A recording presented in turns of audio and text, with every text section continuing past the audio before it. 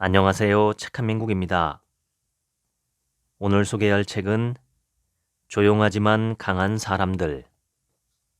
지은이는 성유미, 국제정신분석가, 로아 정신분석 클리닉 원장, 이화여자대학교 의과대학을 졸업하고 이대 의대 부속 의료원에서 수련한 정신건강의학과 전문의다.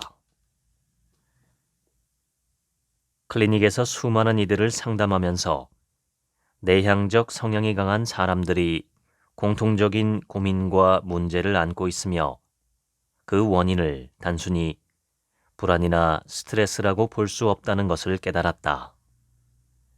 이 책은 내향인이 스스로를 제대로 이해하고 자신만의 내향성을 약점이나 한계가 아니라 강점과 가능성으로 펼칠 수 있기를 바라는 마음으로 쓰였다. 본문을 읽겠습니다. 제가 이런 상태인 줄 몰랐어요. 클리닉으로 나를 찾아온 사람들에게 가장 자주 듣는 말이다.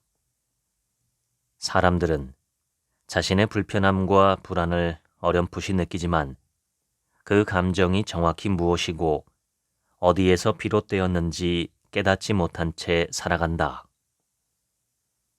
어떤 이는 사람들과의 대화를 끝낸 후 늘 극도의 피로감을 느끼고 또 다른 이는 사소한 비판에도 쉽게 위축된다. 밤이 깊도록 낮에 들은 말을 곱씹느라 잠을 설친다고 털어놓는 사람도 있다. 성격만 바꾸면 이런 문제들이 해결될 것이란 믿기도 한다. 그런데 정말 그럴까? 그러면 성격을 바꾸는 일은 가능한가? 또 불편함의 원인을 온전히 자신에게서만 찾는 것이 옳은가? 수많은 이들을 상담하며 공통적으로 알게 된 사실이 있다. 이들이 겪는 불편한 감정의 원인이 단순한 피로나 스트레스가 아니라 억압된 욕망과 그로 인해 꼬여버린 감정의 덩어리들이라는 것이다. 외향인은 세상을 다스리고 내향인은 새로운 세계를 창조한다 라는 말이 있다. 세상을 살아가다 보면 외향인이 주류를 이루고 모든 것을 좌지우지하는 모습은 그리 낯설지 않다. 미국의 작가 수전 케인은 콰이어트에서 성공한 내향인의 사례와 내향성의 진짜 강점을 설득력 있게 전달하면서 사회적인 통념을 제대로 깨부쉈다. 그녀의 책에는 내향성을 바탕으로 자신의 분야에서 독보적인 길을 걸었던 수많은 예들이 나온다. 혼자 있는 시간이 에너지의 원천이라고 했던 알베르트 아인슈타인, 조용하지만 강력한 리더십으로 비폭력 운동을 이끈 마하트마 간디, 침묵 속에서 행동으로 세상을 바꾼 인종차별 반대 운동가 로자 파크스, 혼자 일할 때 최고의 결과를 낸다는 애플의 공동 창업자 스티브 워즈니악, 조용한 환경에서 상상력을 키우며 또 다른 세계를 창조한 해리포터 시리즈의 J.K. 롤링, 그리고 깊이 있는 분석과 자기 성찰로 최고의 투자 결정을 내리는 워런 버핏까지. 케인의 말처럼 이제 내향성이 외향인보다 부족한 상태 혹은 사회성의 결여를 의미하던 시대는 지났다. 내향성은 약점이 아니라 자산이다. 깊이 있는 사고, 공감 능력, 조용하지만 확실하게 문제를 해결하는 힘은 내향인이 세상에 내놓는 독특한 가치다. 이 책에서는 세 가지 심리학적 틀을 활용해 내향인의 경험을 풀어내고 있다.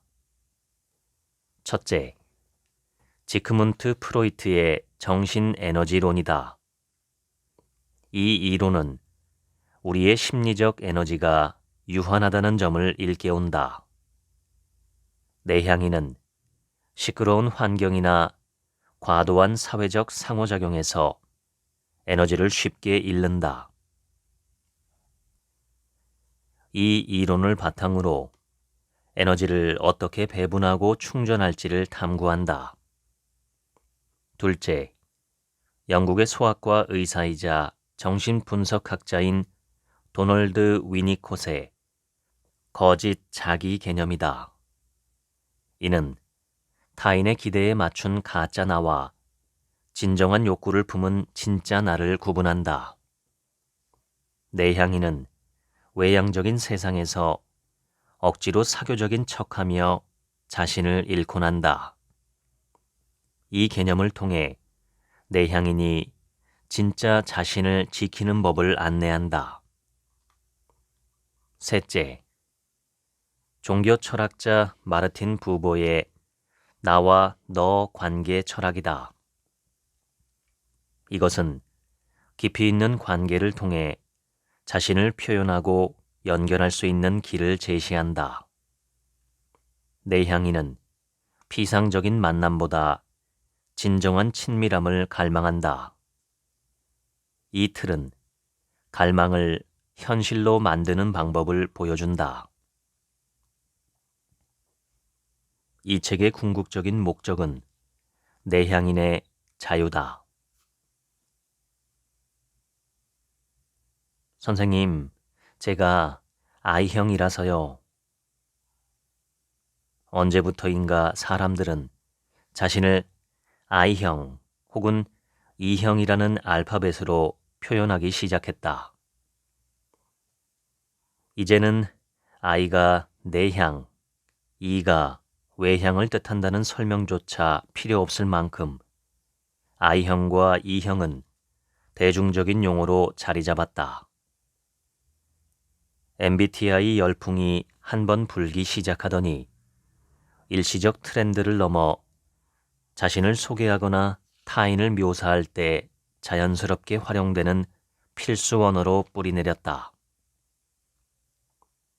이 세상에는 관심이 내 안을 향하는 사람들과 밖을 향하는 사람들이 한꺼번에 버무려져 살고 있다. 사람이 100명 있으면 100명이 모두 다르다. 수만 명, 수억 명이 있어도 마찬가지다. 한 부모 밑에서 태어난 형제자매들도 다 다르고 심지어 쌍둥이도 전혀 다른 존재다. 이 사실을 수많은 과학적 근거가 뒷받침하고 있다. 인간은 서로 닮을 수는 있지만 같을 수는 없다. 그런데 서로 다 다르다는 사실을 인정하면서도 한편으로는 끊임없이 사람들을 동질 그룹으로 묶으려고 시도해왔다. 가장 역사가 깊고 유명한 성향 분류법이 바로 내향, 외향 분류다. 최근의 정신분석학과 심리학 이론에서는 내향성과 외향성을 단순한 타고난 기질의 차이로만 보지 않는다.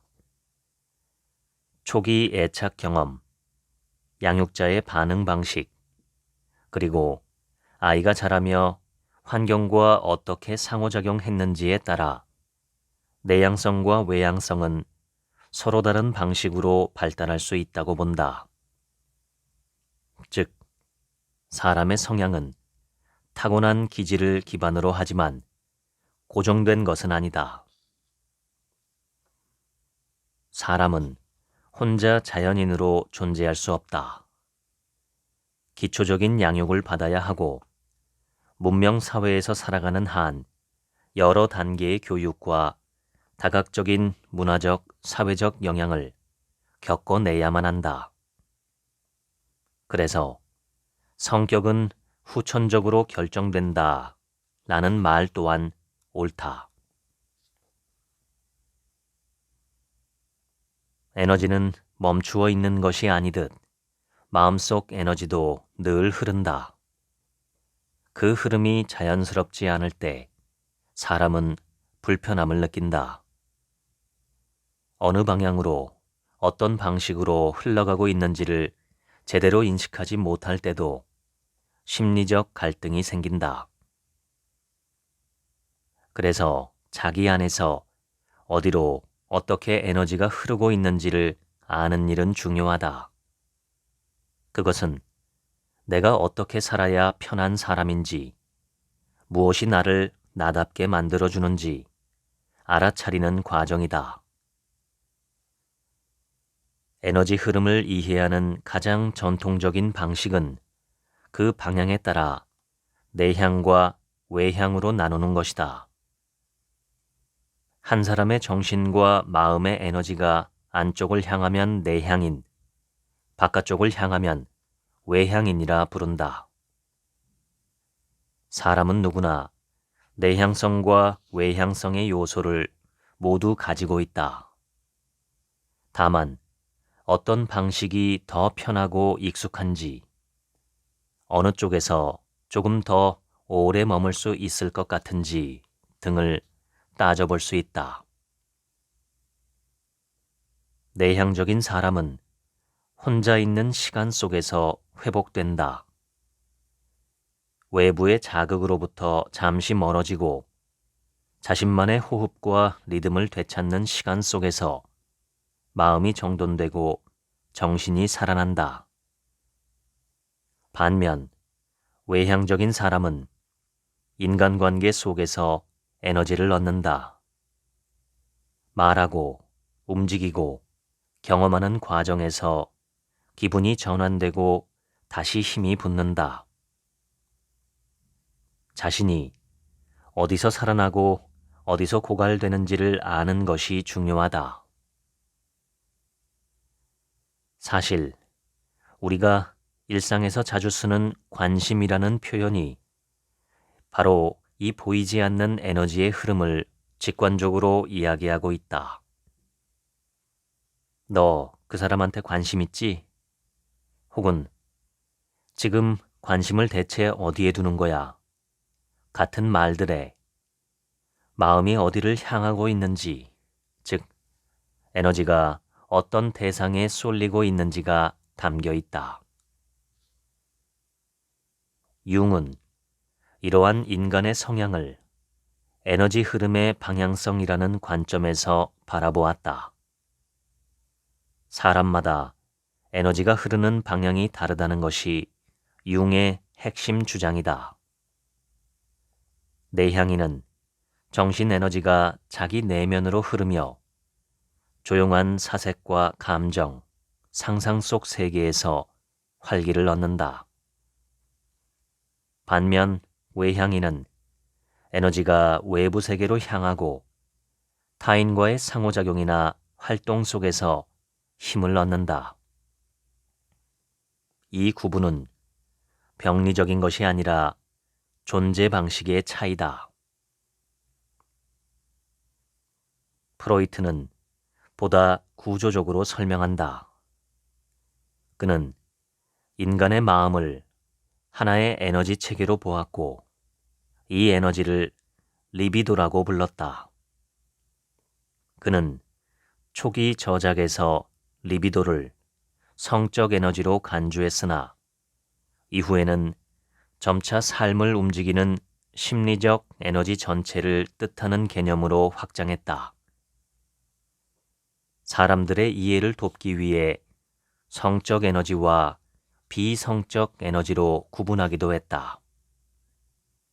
리비도는 단지 성적 충동이 아니라 모든 생명 유지적 충동, 즉 생존 충동과 창조 욕구, 타인과 사랑을 나누려는 힘까지 아우르는 생명과 사랑의 에너지다. 무엇보다도 프로이트는 이 에너지가 누구를 또는 무엇을 향하는가, 즉 어떤 대상을 향해 흐르는가를 매우 중요하게 생각했다. 그의 관점에서 가장 건강한 상태는 리비도가 바깥, 외부 세계로 자유롭게 흐르는 것이다. 특히 현실에서 실현 가능한 사랑의 대상을 향할 때 그 흐름은 가장 안정적이고 생명력이 있다. 반대로 이 에너지 흐름이 외부로 나아가지 못하고 자기 자신에게로 철회될 때 그는 이를 자기애라고 불렀다. 자기애는 누구에게나 존재한다. 그러나 그것이 지나치게 강해지고 오직 자기 안으로만 머물게 될 때 인간은 점점 고립되고 현실과의 연결이 끊기며 심하면 병리적 퇴행에까지 이를 수 있다. 치료의 궁극적 목표는 바로 이 철회된 리비도를 다시 외부 세계로 흐르게 하는 것, 즉 고여있던 내면의 에너지를 외부 대상과의 연결 속에서 다시 살아나게 돕는 것이다. 코헛은 여기서 한 걸음 더 나아가 인간이 자신의 존재감을 어떻게 유지하느냐는 문제를 다룬다. 그는 자기라는 개념을 중심에 두었고 자기가 건강하게 유지되기 위해서는 반드시 자기 대상이 필요하다고 보았다.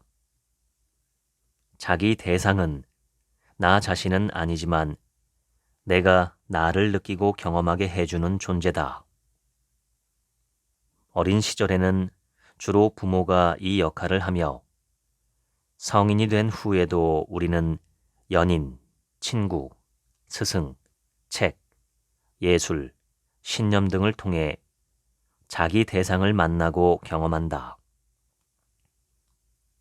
자기 대상은 외부에 실제하지만 시간이 지나며 내면에 정서적으로 각인되고 감정의 구조로 자리 잡는다. 다시 말해 자기 대상은 외부에서 비롯되지만 내면에서 살아있는 존재로 작동한다. 그런 관계는 내 존재의 거울이 되어주며 내가 누구인지 느끼게 해준다. 건강한 내향인은 자기 안의 감정, 기억, 상상과의 관계를 통해 자기 대상을 구성한다. 이들은 누군가와의 깊은 정서적 경험을 오랜 시간 자기 안에 간직하며 그것이 내면의 자기 대상처럼 작동하도록 만든다. 외부의 인정이나 반응이 없더라도 자기 안에 살아있는 대상이 존재를 지탱해준다. 이런 내향인은 외부 반응에 휘둘리지 않고도 자기 존재감을 유지할 수 있다. 우리는 자기 대상 없이도 무너지지 않는 자기, 다시 말해 외부 없이도 내면에서 감정과 존재감을 회복할 수 있는 자기를 세워나가야 한다. 그것이 진정한 독립이며 자유로운 친밀감으로 가는 출발점이 된다. 융은 에너지의 방향을, 프로이트는 에너지 흐름과 대상의 문제를, 코헛은 자기감의 형성과 그 회복을 말했다. 이 세 관점은 각기 다른 듯 보이지만 결국 하나의 이야기를 하고 있다. 나는 누구이며 어디로 흐르고 있으며 누구를 통해 나를 느끼는가? 이 물음에 답하기 위해 우리는 삶을 건너고 있다. 흔히 사람 고쳐 쓰는 것 아니다라는 말을 한다. 사람의 성격은 잘 바뀌지 않는다는 뜻인데 성격에 비해 사람의 성향은 의외로 잘 바뀌는 측면이 있다. 사람은 타인뿐만 아니라 자기 자신도 완벽에 가깝게 속이는 것이 가능하다. 거기에서 페르소나가 탄생하고 거짓 자기도 등장한다. 적극적으로 의식적으로 속이는 것이 아니라 마치 저절로 순응하듯 변형할 수 있다. 내향인은 종종 자신의 진짜 모습을 숨기고 외부에서 요구하는 모습에 맞추어 행동한다.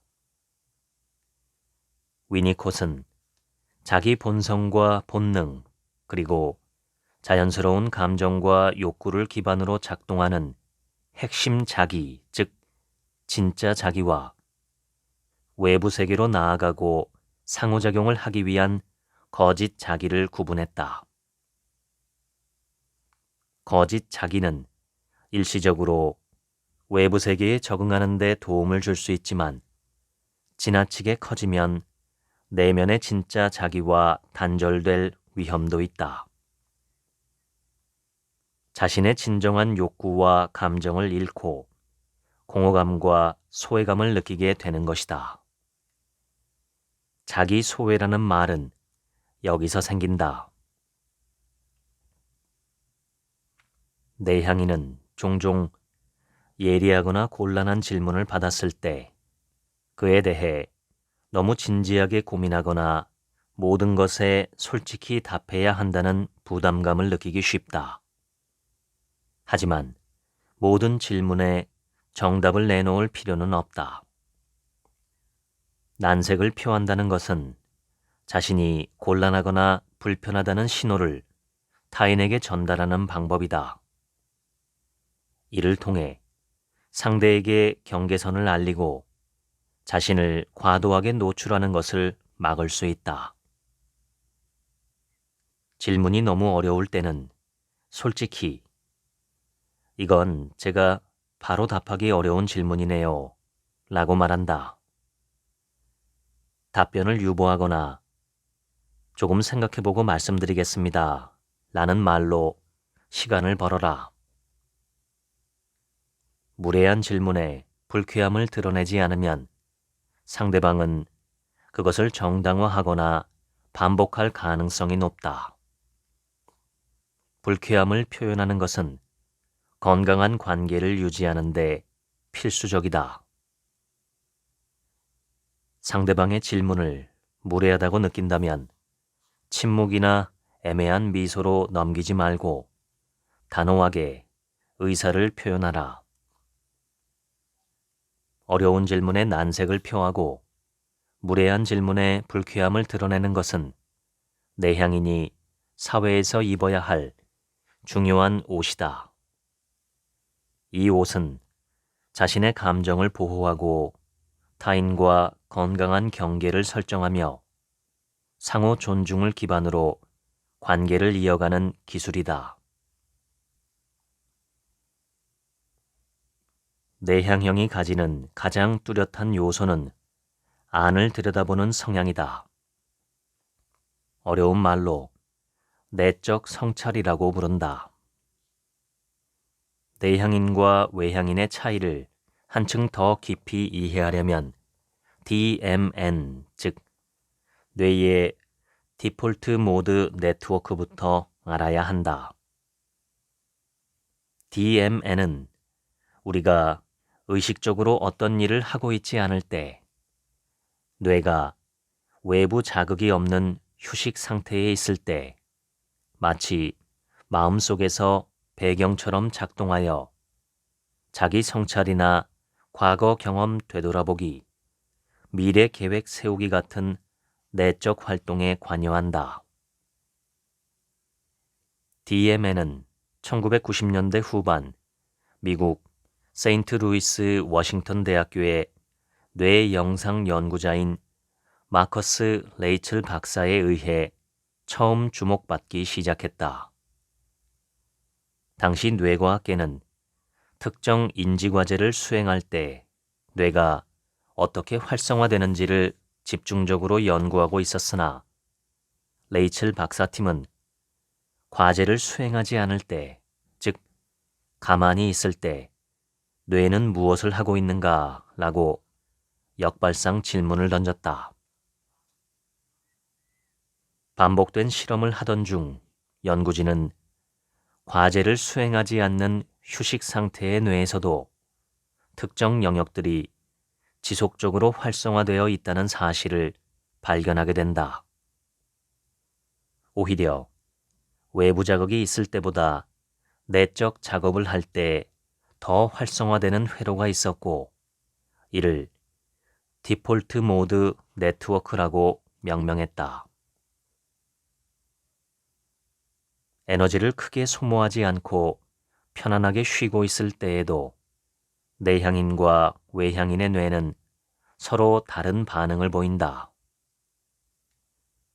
먼저 외향인은 사회적 상호작용과 관련된 시각적 이미지를 떠올리거나 과거의 사회적 경험을 회상하는 경향이 있다.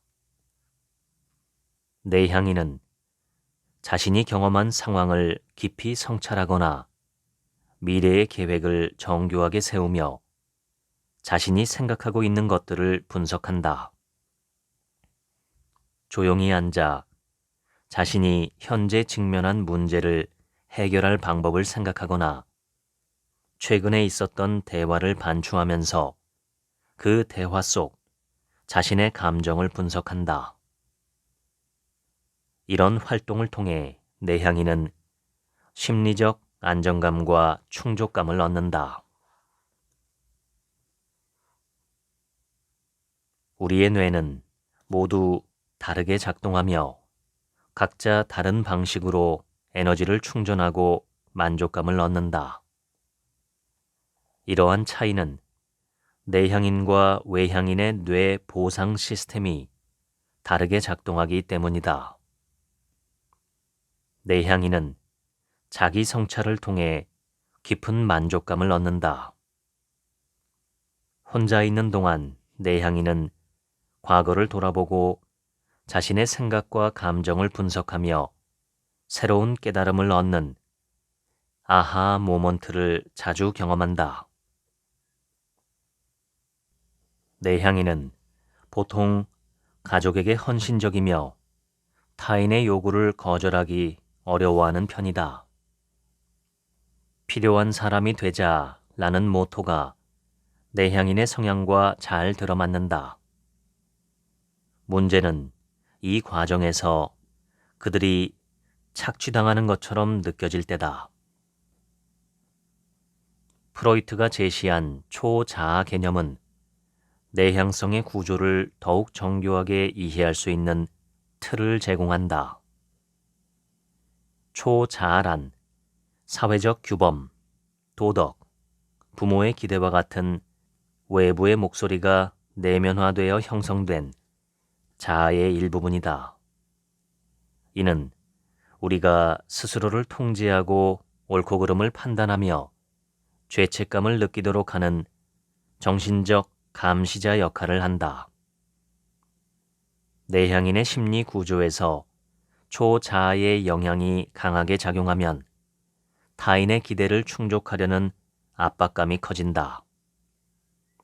그 결과 자신의 욕구보다 타인의 감정을 우선하게 되고 타인을 위해 자신의 에너지를 과도하게 소비하는 패턴이 형성되기 쉽다. 내향형 성향이 강한 사람일수록 이러한 초자아의 메시지를 더 깊고 진지하게 받아들이는 경향이 있으며, 이는 때때로 스스로를 지나치게 엄격하게 대하는 내면의 갈등으로 이어질 수 있다. 내향인은 안전감을 유지하고 자신의 에너지를 보존하기 위해 감정적인 벽을 세우는 경향이 있다. 실질적인 마음의 울타리를 만드는 것이다. 내향인은 타인의 평가로 인한 두려움으로 인해 자신을 과소평가하고 기회를 놓치는 경향이 있다. 내향인은 타인의 생각과 태도에 매우 민감하며 예민하게 반응하기도 한다. 내향인은 종종 감정의 동일시라는 성향을 보인다. 보통의 공감은 저 사람이 이런 기분이겠구나 하고 이해하는 데 머물지만 감정 동일시는 그보다 훨씬 깊다.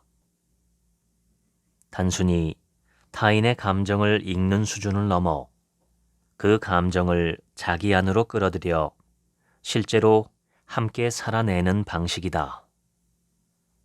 그래서 친구가 불안해하면 덩달아 나도 마음이 조여오고 누군가가 기뻐하면 나도 모르게 가슴이 벅차오르는 경험을 하게 된다. 이런 현상은 감정 전염, 감정 조율이라는 개념으로 설명할 수 있다. 감정 조율은 정신과 의사이자 정신분석가 데니얼 스턴의 유아 연구에서 깊이 조명된다. 그는 부모가 아이의 감정을 단순히 관찰하는 데 그치지 않고 느끼면서 맞추는 방식으로 반응해야 한다고 보았다. 아이의 웃음에 부모가 미소로 응답하고 불편함에 울음을 터뜨릴 때 목소리와 표정으로 반응해주는 순간 아이는 내 감정이 받아들여질 수 있구나 라는 안정감을 얻는다. 실제로 내향인은 타인의 감정을 단순히 읽는 데 그치지 않고 그 감정의 결을 자기 안에서 되살리는 경향이 있다. 그 결과 이 감정이 자신의 것인지 타인의 것인지 헷갈리거나 이유를 알 수 없는 피로감에 시달리기도 한다. 나는 왜 남의 기분에 이렇게 흔들릴까? 라는 고민은 이미 경계가 허물어졌다는 신호다. 흥미롭게도 내향인을 장애물에 빠뜨리는 요소들은 모두 내향인이 가진 장점에서 출발한다.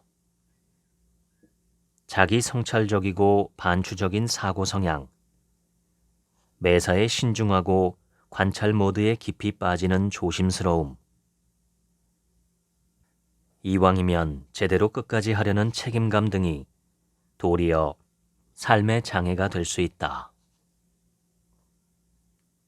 모임에서 함께 대화를 나누던 A가 갑자기 "아, 배고파" 라고 말했다. 이때 어떻게 반응할 것인가? 보통은 A가 지금 배가 고프구나 정도의 생각을 가지고 적당한 이해와 공감 반응을 보일 것이다. 하지만 A는 왜 배가 고플까라고 그 맥락을 이해하려 한다면 이는 단순한 반응 이상이다. 여기서 그치지 않고 A의 허기짐을 내가 해결해 줄 방법은 없을까? 빵이나 라면 같은 간단한 음식을 주어야 하나? 라고까지 생각한다면 이는 공감을 넘어 적극적인 배려를 실천한 것이다. 더 나아가 A는 왜 나에게 배고프다고 하는 것일까? 라고 눈에 보이지 않는 의도까지 궁금하다면 과잉 반응이라고 볼 수 있다. 내향인은 대인관계나 여러 사회적 상황 속에서 더 깊고 복잡하게 사고하는 경향이 있다. 그렇다면 내향인이 자주 만날 수 있는 위험 요소는 무엇이 있을까? 대표적인 위험 요소 3가지를 하나씩 천천히 살펴보자. 1. 모든 것이 나 때문은 아니다. 자기 참조의 함정. 내향인은 사건이나 상황을 자신과 연결지어 생각하는 경향이 있다. 예를 들어 누군가 무심코 던진 한마디도 그냥 지나치지 못하고 내가 뭔가 잘못했나? 라고 생각하면서 깊이 고민한다. 이런 생각은 자기 참조적 사고와 관련이 있다. 자기 자신에 관한 생각은 모두 자기 참조적이다. 이 사고 패턴이 더 왜곡되어 발달하면 주변의 사건들을 자신과 지나치게 연결지어 해석하는 관계사고로 이어질 수 있다. 관계사고는 외부의 중립적인 사건을 자신과 관련된 것으로 잘못 해석하는 경향이 있다. 심각한 경우에는 정신병리적 상태로 발전한다. 조현병 전 단계 혹은 초기에 자주 보이는 과잉 생각은 일상적인 사건을 자신과 과도하게 연결지어 해석하는 것이다. 조현병 환자는 길을 지나가던 두 사람이 웃는 것을 보고 나를 비웃고 있는 거야 라고 생각하거나 TV 뉴스에서 나오는 이야기를 자신에 관한 메시지로 받아들인다. 내향인은 이러한 사고 패턴이 과도해지지 않도록 주의해야 한다. 2. 자기만의 생각에 몰두하지 않기. 미루기의 늪.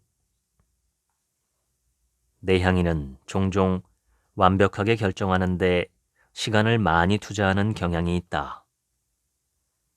내향인은 결정을 미루다가 결국 반응해야 할 타이밍을 놓쳐버릴 수 있다. 외향인은 자극이 부족해서, 내향인은 생각이 많아서 일을 미루는 방식이 다르게 나타난다. 그들은 일을 미루면서도 그것을 무작정 피하거나 게으름을 부린다고 생각하지 않는다. 오히려 더 나은 결과를 얻기 위한 방법을 찾고 있으며 그 과정에서 분석과 고민이 길어질 뿐이다. 내향인은 완벽주의 성향을 지니고 있어 이것이 종종 일을 미루는 원인이 될 수 있다.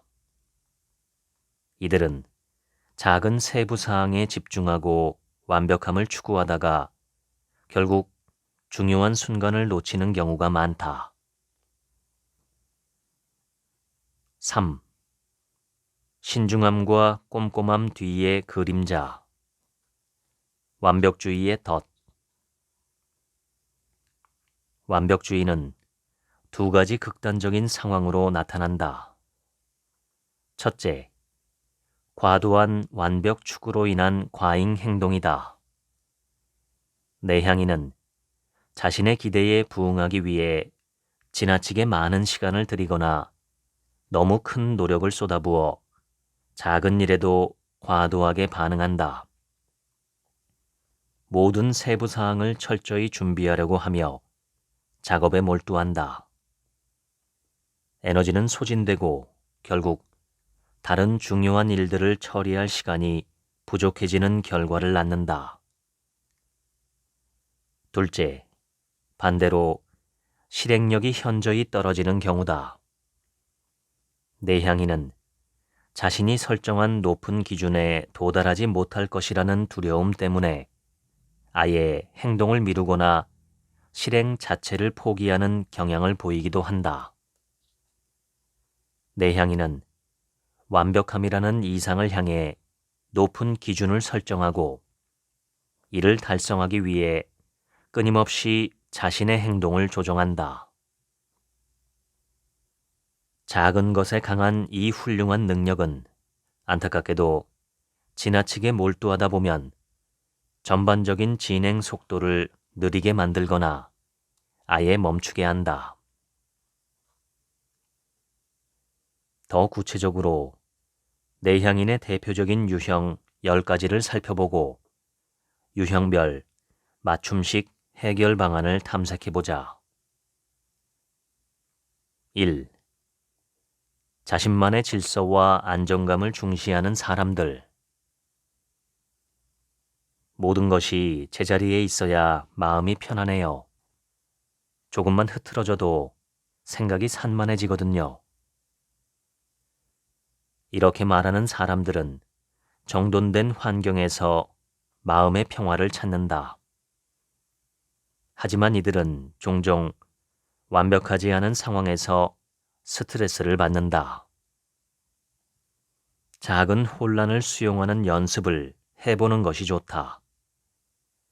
예를 들어, 일부러 책상을 정리하지 않은 채 작업을 진행해 보거나 계획이 틀어지더라도 새로운 방식으로 해결하는 연습을 통해 유연성을 키울 수 있다. 2. 관계에서 따뜻함과 돌봄을 실천하는 사람들. 내가 힘들어도 가족이 잘 지내는 모습을 보면 다 괜찮아요.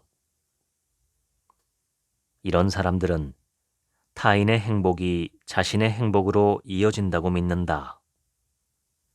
그러나 지나친 배려는 정작 자신을 돌볼 여유를 빼앗는다. 이런 성향의 사람들은 자신의 한계를 이해하고 건강한 경계를 설정하는 연습이 필요하다. 다른 사람의 요청을 들어주기 전에 내가 지금 이걸 해도 괜찮은가? 라는 질문을 자신에게 던져보는 것이 좋다. 도움을 줄 수 없는 상황에서는 정중히 지금은 어려워 라고 말하는 용기를 가지는 것도 중요하다. 자기 돌봄은 이기적이 아니라 더 지속 가능한 관계를 만드는 첫걸음임을 기억해야 한다. 3. 철저한 계획과 준비를 중시하는 사람들. 이런 사람들은 일정과 목표를 철저히 계획하며 예측 가능한 상황에서 안정감을 느낀다. 완벽한 계획은 때로 중요한 순간을 놓칠 수도 있다. 작은 변수를 받아들이는 연습이 필요하다. 계획이 틀어져도 과정을 즐기는 태도를 가지면 더 큰 만족감을 얻을 수 있다. 4. 창의적 아이디어와 가능성을 탐구하는 사람들. 제 머릿속에는 항상 새로운 아이디어가 떠다녀요. 그런데 이것을 어떻게 현실로 옮겨야 할지 모르겠어요. 이런 사람들은 독창적인 사고와 상상력을 통해 새로운 가능성을 끊임없이 탐구한다. 아이디어를 현실로 옮기기 위해서는 실행 가능한 목표를 세우고 작은 단계부터 시작하는 것이 중요하다.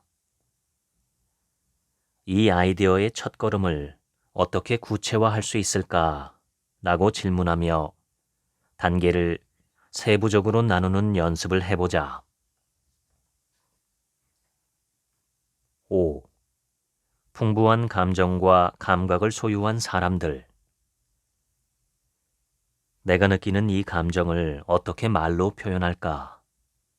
단어로는 부족한데. 이런 고민을 하는 사람은 감정을 깊이 느끼지만 언어로 전달하기 어려워한다. 이들은 종종 음악, 글, 그림 같은 창작 활동으로 자신의 감정을 표현한다. 이들은 풍부한 감각과 감정을 통해 예술적이고 창의적인 결과물을 만들어내지만 이를 다른 사람들과 공유하지 못하면 오해를 살 수 있다. 6. 내면의 가치를 최우선으로 여기는 사람들.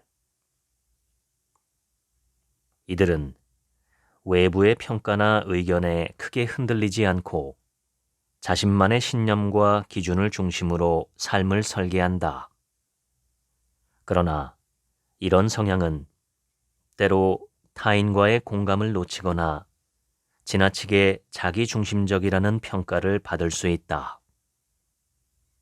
다른 사람과 신념이 충돌할 때 대화를 통해 조율하거나 상대의 의견을 열린 마음으로 수용하는 연습이 필요하다. 7.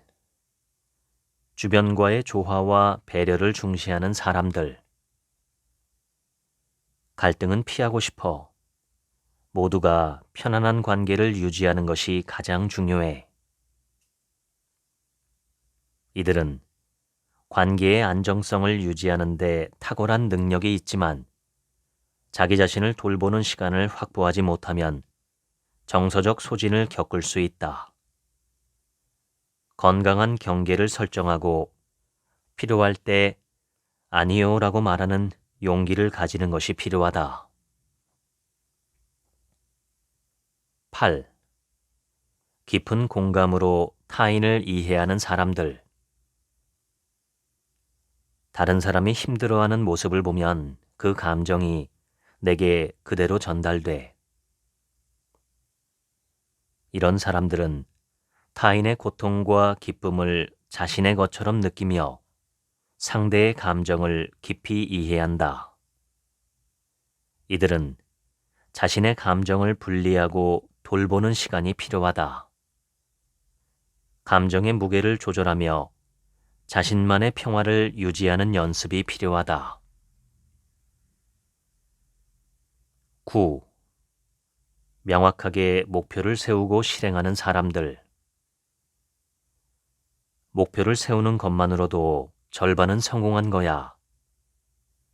이런 사람들은 명확한 계획과 철저한 준비를 통해 불확실성을 줄이며 안정감을 얻는다.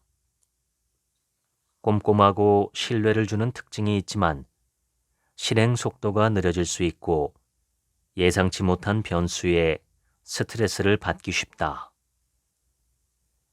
작은 단계부터 실행하며 계획이 틀어지더라도 유연하게 대응하는 법을 배우는 것이 필요하다. 10.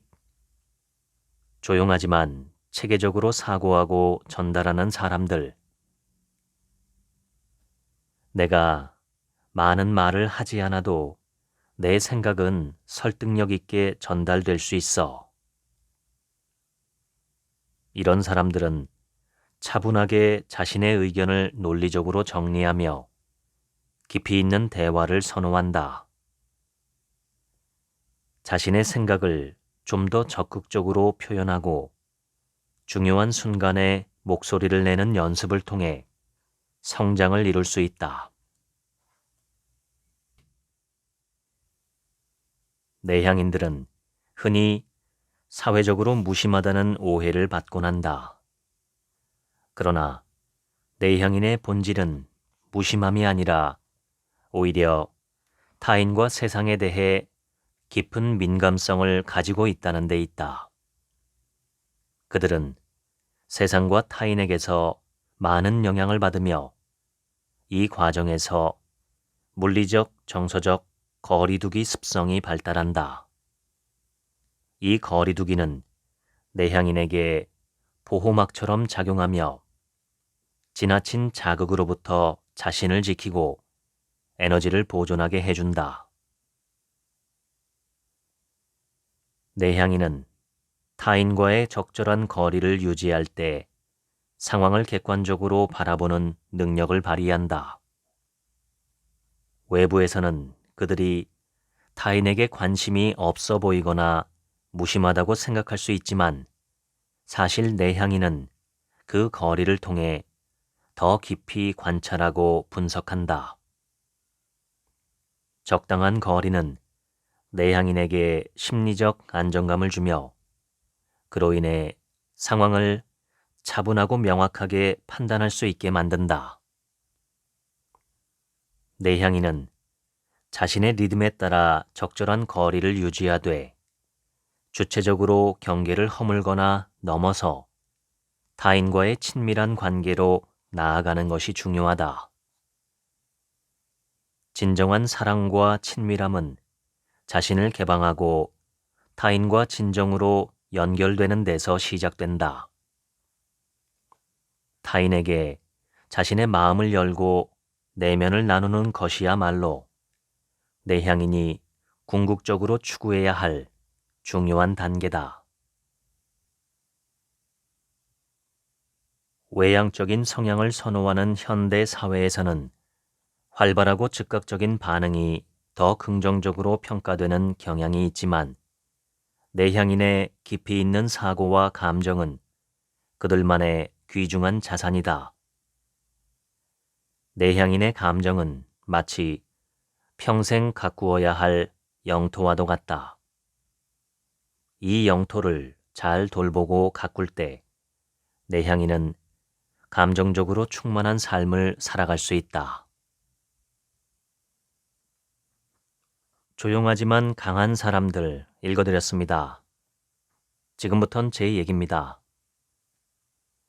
저는 모든 인간의 내면에 내향성과 외향성이 둘 다 있다고 생각합니다. 다만 어느 쪽이 더 우세한가 또는 어떤 양상으로 드러나는가 등에서 양과 질의 차이가 있을 뿐이겠죠. 어느 누구도 100% 외향적이거나 100% 내향적이라고 단언하기는 어렵습니다. 아무리 외향적인 사람이라도 어떤 특정 지점에서는 어린아이처럼 내향적으로 행동할 수 있고 그 반대도 마찬가지입니다. 오늘 소개한 책은 내향인에 대해 자세히 설명하고 내향인이 잘 살아가기 위한 심리적 테크닉을 알려주는 책입니다. 일반적으로 전 세계 인구의 70% 정도는 내향성이 더 강하고 그리고 30% 정도는 외향성이 더 강한 사람이라고 합니다. 저는 이 비율이 각각의 개인 내면에서도 비슷하지 않을까 싶습니다. 그러니까 일반적으로 사람들에게는 내향적인 경향이 강하게 있지만 다양한 요소들 중에서 대략 30% 정도의 면에서는 외향적으로 행동하는 경향이 있다고 보는 것입니다.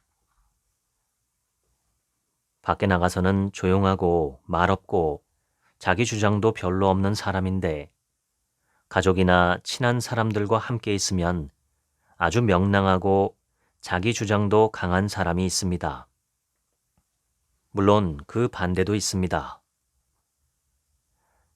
저는 오늘 이 책을 읽으면서 하나의 생각이 줄곧 마음속에 떠올랐습니다. 그것은 바로 시각, 관점입니다. 자기가 자기를 어떤 사람으로 바라보고 있는가? 나는 나를 어떤 성향의 사람이라고 평가하고 있는가? 더 나아가서 나는 나 스스로를 어떤 성향의 사람이라고 믿고 있는가? 이것이 실제로 자기 자신의 성향을 좌우하는 가장 커다란 힘이 아닐까 싶습니다. 자신이 내향적인 사람이라고 믿고 있는 사람은 내향적인 행동을 선택할 가능성이 더 높습니다. 자기가 자기를 그렇게 보기 때문에 그런 행동을 선택하는 것이죠. 따라서 내향성과 외향성을 생각할 때 우리가 조심해야 할 것은 내가 나 자신을 어떤 시각으로 바라보고 있는가, 어떤 관점에서 바라보고 있는가 하는 점입니다. 자기가 무엇을 믿고 있는지, 어떻게 생각하고 있는지, 어떤 시각과 관점에서 보고 있는지 늘 주의해야 합니다. 우리 안에 있는 내향성과 외향성은 얼핏 보면 타고나는 것처럼 보이지만 그래서 천성은 바꿀 수 없다는 말도 있지만 실제로 인생을 살아가다 보면 저 자신을 비롯해서 주변 사람들도 여러 번 판이하게 바뀌는 것을 목격합니다. 어쩌면 인간은 이 우주에서 가장 말랑말랑한 존재입니다. 악마에서부터 천사까지도 변할 수 있고 돌멩이나 개미 한 마리처럼 세상에 별 영향을 미치지 못하는 인생을 살기도 하지만 지구 전체의 역사를 바꿔버릴 만큼 큰 영향력을 발휘하는 인생을 살 수도 있습니다. 중요한 것은 나 자신의 선택입니다. 인간은 누구나 자기를 자기가 바라는 모양으로 빚을 수 있는 도공이면서 도자기 그 자체이기도 합니다. 진부하지만 유명한 말이 있지요. 할 수 있다고 믿거나 할 수 없다고 믿거나 둘 다 맞다는 얘기입니다. 할 수 있다고 믿는 사람은 어떻게든 해낼 것이고 할 수 없다고 믿는 사람은 하지 않기 때문에 해내지 못할 것입니다. 세계적으로 가장 많이 사랑받는 불교 경전 법구경에 이런 말이 있습니다. 누가 붓다에게 사람의 제일 가는 재산은 무엇입니까? 라고 물었는데 붓다는 사람이 가진 가장 큰 재산은 믿음이라고 대답합니다. 다시 말해 인간이 가지고 있는 가장 커다란 힘은 바로 믿음이라는 것입니다. 이 믿음은 종교적인 믿음이 아니라 그 사람 개인이 사람과 사물과 상황을 어떤 시각과 관점으로 바라보는가 하는 것을 가리킵니다. 나의 시각과 관점이 나의 현실을 창조하기 때문이지요. 내가 내향적이라서 너무 힘들게 살고 있다고 생각한다면 지금부터라도 외향성을 개발하면 됩니다. 반대도 마찬가지입니다. 중요한 것은 조화와 균형입니다. 내가 만족하고 나 스스로 행복하게 살 수 있고 또 상대방도 만족하고 세상과도 조화를 이룰 수 있는 그러한 내향성과 외향성의 적절한 균형 지점을 찾아야 합니다. 저는 저를 잘 모르는 사람들 사이에서는 매우 외향적인 사람이라고 평가를 받고 저를 잘 아는 사람들 사이에서는 내향적인 사람이라고 평가를 받습니다. 제 아내는 저하고 정반대입니다. 누구나 얼핏 보면 제 아내가 상당히 내향적인 사람 같아 보이지만 27년간 살아본 제 경험으로는 제 아내는 대단히 외향적인 사람입니다. 그러니까 매우 외향적인 사람처럼 보이는 내향인 책한민국과 매우 내향적인 사람처럼 보이는 외향인 제 아내가 함께 사는 것이죠. 인간이란 게 이렇게 참 묘하고 흥미로운 존재입니다. 오른발과 왼발이 번갈아가며 걸어가듯 내향성과 외향성이 조화를 이루며 한 발 한 발 삶을 이루어 나가는 것이 좋습니다. 중요한 것은 나의 내향성과 외향성 모두를 지나치게 내세우거나 지나치게 집착하거나 지나치게 억압하지도 않고 적절하게 조화롭게 균형 있게 사용하는 것입니다. 당신께서도 오늘 소개한 이 책의 제목처럼 조용하지만 강한 사람이 되시면 좋겠습니다. 지금까지 책 한 민국의 하루치 생각이었습니다. 들어주셔서 감사합니다.